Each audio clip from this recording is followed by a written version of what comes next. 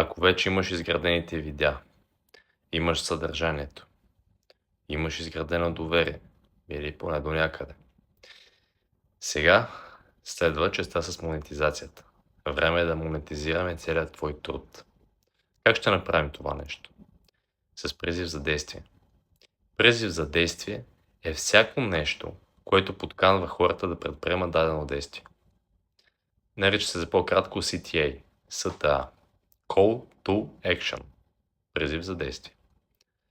В нашите видеа трябва да имаме този призив за действие, ако не на всяко, то на почти всяко видео, дали ще бъде в средата или в края, това за отделните видеа е различно, докато за начало най-добре е да започнеш да го слагаш в края.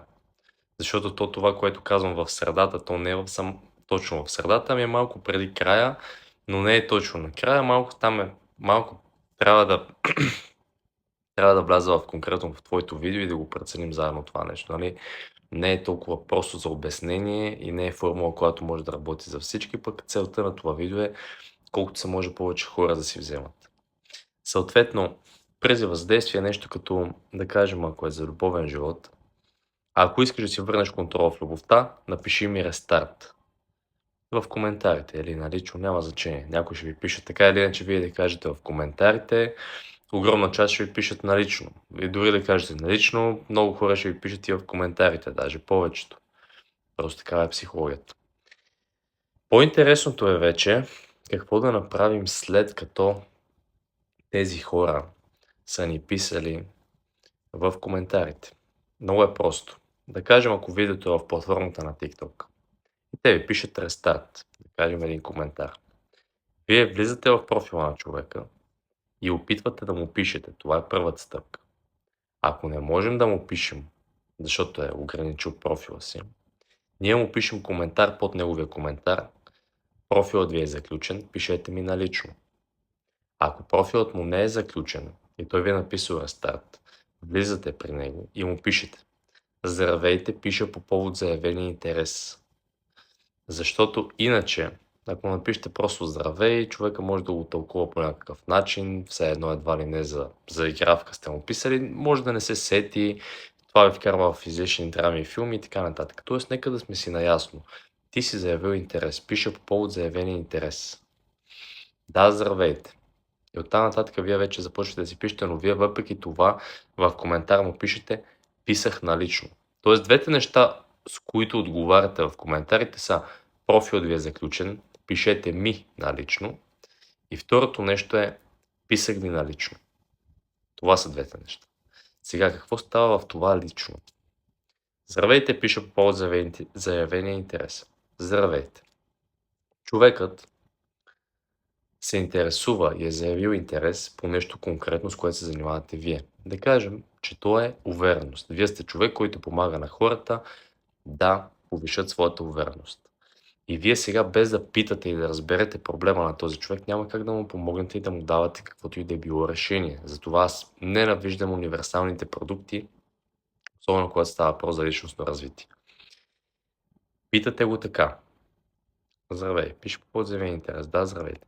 Кое ти показва, че нямаш достатъчно увереност? Ами, това, че не се чувствам добре със себе си и не мога да се ориентирам много добре при срещите, тъй като нямам достатъчно увереност. Добре, какво още? Вие трябва да разберете максимално добре и да сте максимално запознати с причината, първоизточника, проблема на този човек. Ами какво още? От тук човек вече може да се разгърне супер много и да ми напише едно огромно съобщение. Четете внимателно съобщението. Преценявате дали изобщо има смисъл да се чувате с него и да задълбавате. Може да успеете да му помогнете, може не. Ако решите, че искате да работите с този човек и можете да се справите с този негов проблем, тогава това, което ви съветвам да направите, е задължително да се чуете с него. Преди да насрочвате консултация, да се завъртат някакви пари между вас и така нататък. Това е още един филтър. Т.е. първи филтър чат. Тоест, първия филтър всъщност е видеото ви. Той идва от вашето видео. Т.е. той ви е харесал, вас харесал това, което казвате. Нали, можете да пише на още 100 човека. Първи филтър видео, втори филтър чата и трети филтър вече е телефонен разговор. Там вие отново питате същите неща, искате човекът просто да ви ги каже и на живо.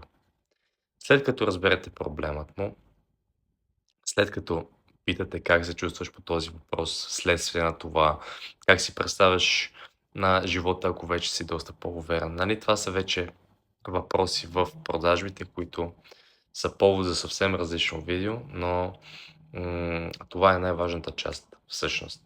Нали? Буквално си го представете така. Търговецът е като един доктор. Аз без да разбера каква е твоята рана, няма как да я зашия. Без да те питам въпроси от кога е раната, как я направи, боли ли те в момента. И още повече, нещо повече. Аз няма как да оправя твоята рана, ако аз не бръкна малко в нея, за да я почистя, за да дезинфекцирам и да я зашия. Също и с продажбите. Вие трябва да бръкнете в раната на човека, не по някакъв манипулативен начин, а трябва просто да дадете всичко от себе си, че вие да го разберете. Да разберете точно от какво има нужда. И тогава вече вие сами на себе си се задавате два въпроса. Мога ли да му помогна и искам ли да му помогна? Искам ли да работя с този човек? Имам избора, вече съм предприемач, качвам съдържание в социалните мрежи. Искам ли да помогна на този човек? Ако отговорът е да, тогава вече самата продажба ще ви е много по-лесна, защото вие тогава човека ще усети вашият искрен интерес. И нещо, което преподавам на моите ученици, и то си има, нали, цяла медитация, начин на мислене, упражнения, тренировки, хипотетични ситуации, за да го постигнеш този начин на мислене на 1%, но не трябва да ти пука дали ще продадеш. Разбираш ли? Дори това да е целият ти бизнес и ти да разчиташ само на това и само от това си вадиш хляба. Това е цаката. Да не ти пука. Човека да не усеща, че на теб ти пука дали ще продадеш или не. Тоест, наистина не трябва да ти пука легит. Защото, виж, не е важно това да е продажбата. Ти, примерно, ако на ден правиш по 10 разговора и средно продаваш на един от 10 човека, на теб ти трябва една продажба. Това не е тази, не е онази, не е онази. Това е една продажба, човек. Кой е казал, че трябва да е тази? Разбираш ли? То е също като с взаимоотношенията. Аз ако постоянно ти пиша, ако постоянно искам да сме заедно и съм супер обсебващ, ами най-готиният и прекрасен човек да съм, ти ще се отдръпнеш. Или поне ще опиташ един-два пъти да говориш за такова, ако не се променя, ти ще се отдръпнеш. Нали?